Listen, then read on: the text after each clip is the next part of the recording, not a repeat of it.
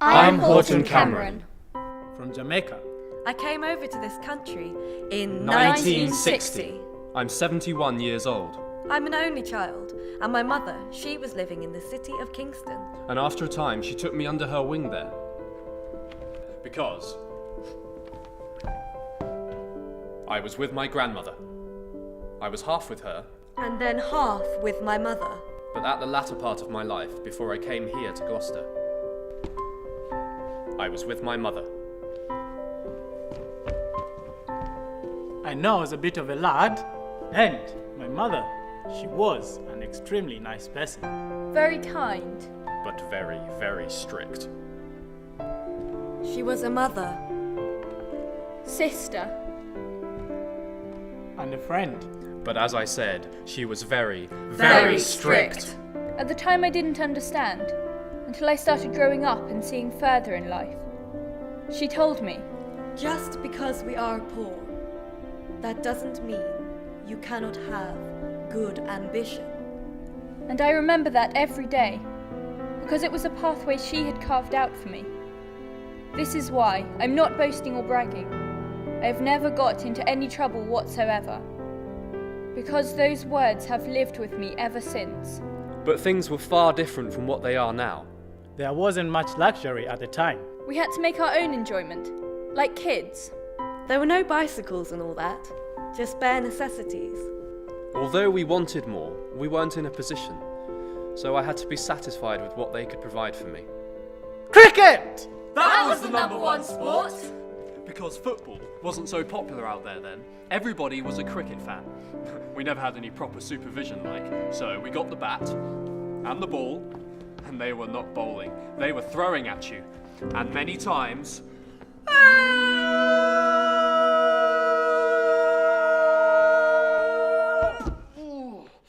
we do get hurt. But we love the game, so we carry on.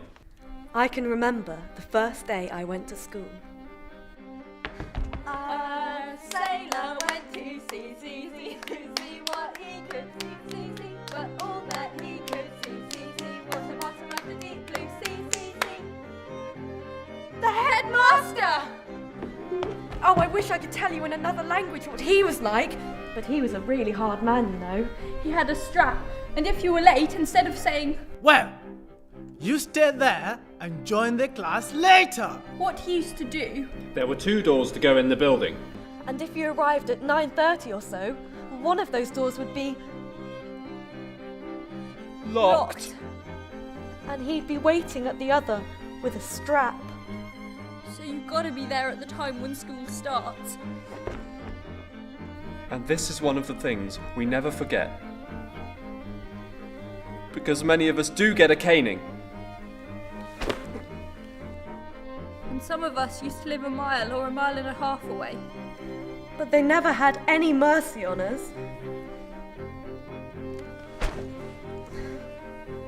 So we got to be there on time. Yes, the discipline. Although at the time I didn't like it. The hidings and all that, the hidings from teachers. But I've got no sort of qualms about these things. I do believe a couple of slaps won't do any harm. In fact, I think it helps. There was no going from there to university or anything like that. You went on until you were 15, and then the teacher would call you up and say, Well, you have reached the age now where you have to go and plan for yourself. and that was the way it used to be. There were a few people of a higher background. Rich people, Their children had a bit more than us, the poor ones. So they may have gone into a higher grade. But for people like us, we had to go out and find a job somewhere, if we could. As a young lad, and from my background, I wanted to be a rich person because I came from a poor family. But unfortunately, it never works like that.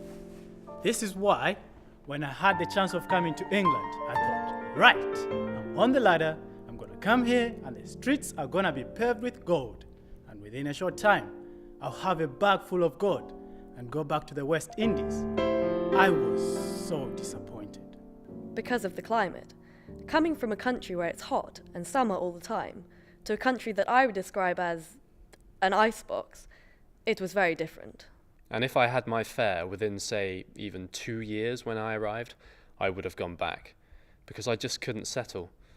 But I can say now, I'm glad I didn't have that fare. Because I've enjoyed being here. I've learnt so much. I would have missed out if I'd gone back. This is is my my home. My home.